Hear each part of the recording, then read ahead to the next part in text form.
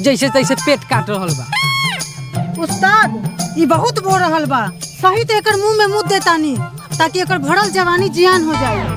ए रुकिए रुकिए, ऐसे कैसे जियान हो जाएगा? पहले ये बताओ तुम लोगों के पास लाइसेंस है जो ये घूम घूम के कर रहा है?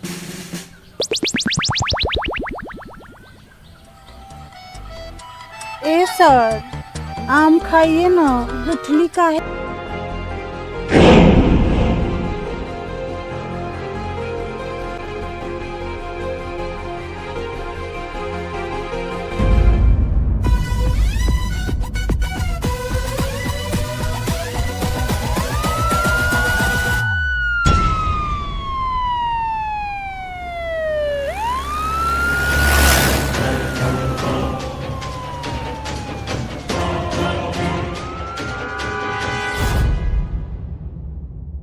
नथुनिया, ये गांव में बहुत पुलिस घूम रहल बा, जरा बच के।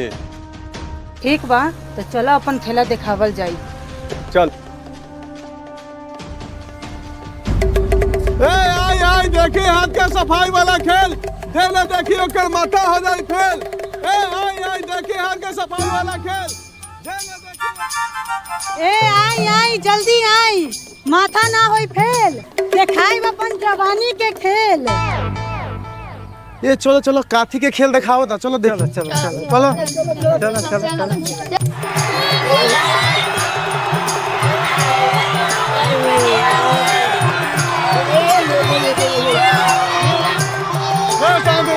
शांत हो जाए। सब गोरा आगल वाली तो ध्यान से सुनी, अपन अपन बचा के रखी झाट। अब खेला हो ये स्टार्ट। ना ना ना, तनका सा मजाक कोई नहीं है।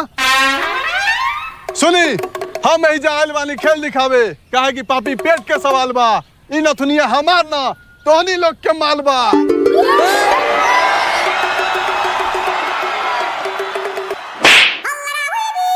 देखा देखा, नथुनिया के गुस्सा नाक पर बा आइल, आई बिना कुछ धैले बात पर चल के दिखाई। खाली चलिए के दिखाई कि कुछ और हो। ए बच्चा, नाटक दिखाने वाला से मजाक नहीं, न तो जादू जे पीछे ठूस दे हम तो आगे से खून बकोर के मर जाइबो। अरे बउआ रे, काहेला हल्ला कैले बाड़े? चुपचाप खेला देख। ए उस्ताद, हम कुछ बोली? बोला बोला, बोले से ना कुछ होला, खाली खोले से होला। हाँ हाँ हाँ, सही बोल रहे हैं, वो भी दिया उतारने के बाद। हाँ रे छौड़ा, तोरा बड़ा मालूम हो, देखा तड़े नहीं लात, मारबो वैसन के हगबे जैसन तैसन। है नथुनिया, ये सब मूर्ख है, इस सब से मुंह नहीं लगाना है। हम लोग खेला दिखाने वाले हैं,